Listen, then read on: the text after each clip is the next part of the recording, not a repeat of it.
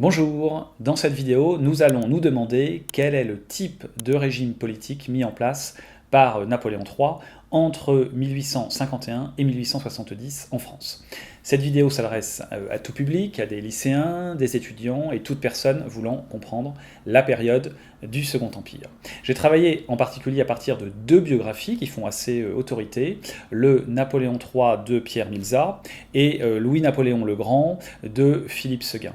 Et puis aussi à partir d'échanges avec des amis que je veux saluer et remercier au passage.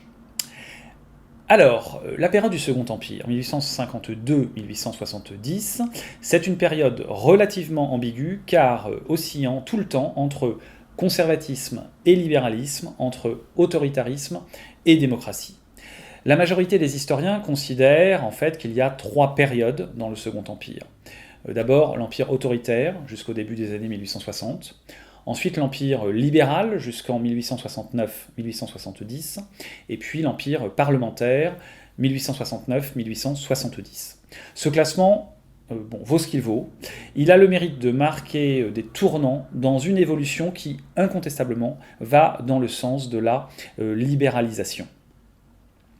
Mais, et ceci est très important, alors que souvent les dictatures se durcissent, le Second Empire, lui, s'est assoupli, adouci, libéralisé. Mais alors repartons du début. D'abord, Louis-Napoléon est le premier président de la République française élu en 1848. Neveu de l'empereur Napoléon Ier, Louis-Napoléon est élu grâce à la gloire du nom de son illustre oncle, car les Français gardent un bon souvenir, un souvenir glorieux de Napoléon Ier, 30 ans après sa mort, en 1821. À l'époque, il n'y a pas les réseaux sociaux ou la télévision, et rien de tel qu'un nom prestigieux et glorieux pour donner l'envie aux gens de voter pour vous. Notons qu'âgé de 40 ans, Louis-Napoléon est le plus jeune président de l'histoire de France, jusqu'à l'élection en 2017 d'Emmanuel Macron, âgé de 39 ans. Donc Louis-Napoléon est élu en 1848 pour 4 ans. Mais selon la Constitution de 1848, il ne peut pas se représenter une deuxième fois au poste de président de la République. En fait, il essaye de réviser la Constitution pour qu'elle lui permette de se représenter, mais cette révision constitutionnelle n'aboutit pas. C'est pourquoi, voulant conserver le pouvoir, Louis-Napoléon décide d'organiser un coup d'État le 2 décembre 1851, avec l'aide de quelques fidèles, dont il est sûr, son demi-frère, le duc de Morny, le préfet de police de Paris et le général de Saint-Arnaud. La date du 2 décembre, c'est un clin d'œil symbolique au jour anniversaire du sacre de Napoléon Ier en 1804, et c'est aussi la date de la victoire d'Austerlitz en 1805. Clin d'œil important car les Français gardent en mémoire, nous l'avons dit, la gloire de la période de l'empereur Napoléon Ier. Dans la foulée du coup d'État, Napoléon III organise 3 semaines plus tard, les 20 et 21 décembre 1802, un plébiscite, on appellerait cela aujourd'hui un référendum, sur les réformes qu'il compte mener. Les Français ont en fait le choix entre le fait accompli du coup d'État et le néant. Les Français votent en faveur de Louis-Napoléon, qui déclare le 31 décembre 1851 « Je ne suis sorti de la légalité que pour rentrer dans le droit ». Et puis, dans la foulée, un an plus tard, Louis-Napoléon se fait sacrer Napoléon III, empereur des Français, le 2 décembre 1852. Voilà comment a débuté le Second Empire. Alors, dictatorial, le régime l'est assurément, et ceci jusqu'à une date qui dépasse très largement le terme que les historiens ont fixé à ce qu'il est convenu d'appeler l'Empire autoritaire, soit aux alentours de 1860. Il est dictatorial par la toute-puissance dont dispose le chef de l'État, par les restrictions qu'il apporte aux libertés publiques et par le contrôle très strict qu'il exerce sur la vie politique du pays. Dictatorial, il l'est également par le déséquilibre qui existe entre les différents pouvoirs. Seul maître de l'exécutif, l'empereur gouverne sans avoir à en référer à qui que ce soit, avec l'aide de deux organes dont les attributions diffèrent, le cabinet particulier et le gouvernement. S'il y a cependant une chose que l'empereur a vite comprise, c'est que la popularité associée au pouvoir est fugace et que le principe d'unanimité dont se réclame son régime exige que la société civile soit étroitement encadrée, surveillée et endoctrinée. Et c'est à l'administration que Napoléon III va, pour l'essentiel, confier cette mission de formatage du corps social. Gouverner c'est bien, disait l'empereur Napoléon III, mais il faut administrer. Et Napoléon III est très attentif en particulier à la nomination des préfets qui le représentent dans chaque département. Tous les fonctionnaires sont aussi conviés à exercer une triple mission de propagande, de maintien de l'ordre et de surveillance de la vie sociale.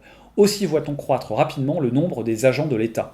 On en dénombrait 477 000 en 1851, il y en aura plus de 700 000 à la fin du règne, dont la moitié sont des militaires et 10% des membres de l'enseignement public. Les Français sont donc surveillés et espionnés par la police de Napoléon III.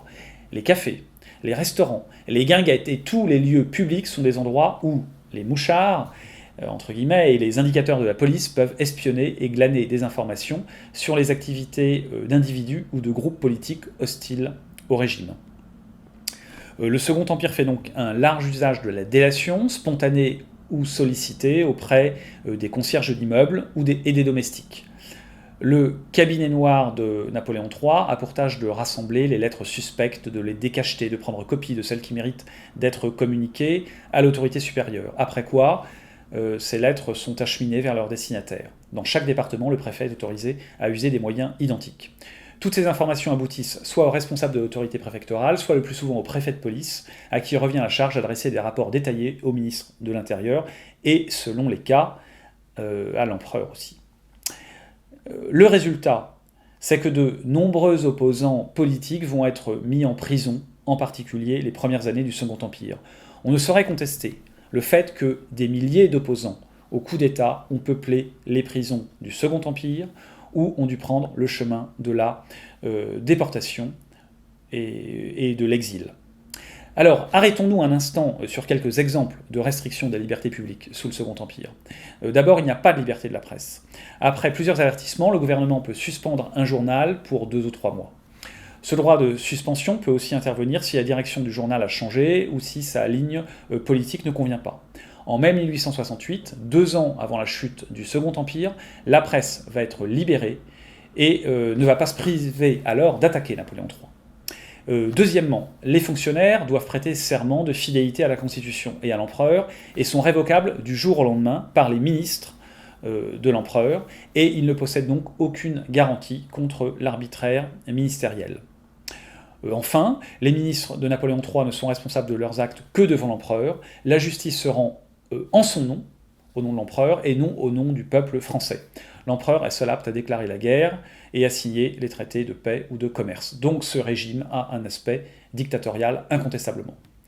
Le Second Empire, c'est donc un régime original, qui essaie de combiner démocratie et régime autoritaire. On peut parler de césarisme, le mot fait référence au règne de l'empereur César.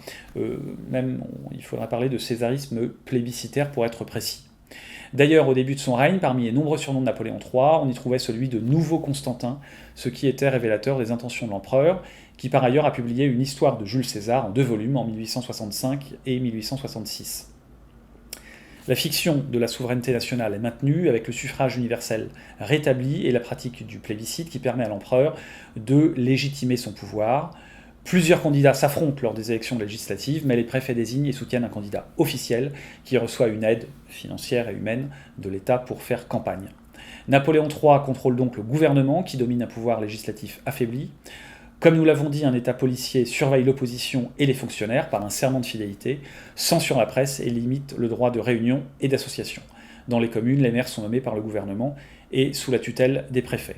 Mais, pour finir, il faut quand même le souligner, rares sont les dictatures européennes dont l'évolution s'est opérée comme celle-ci dans le sens de la libéralisation.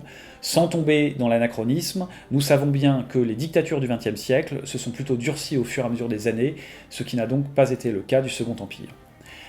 Voilà, à bientôt pour analyser le bilan économique et social du règne de Napoléon III.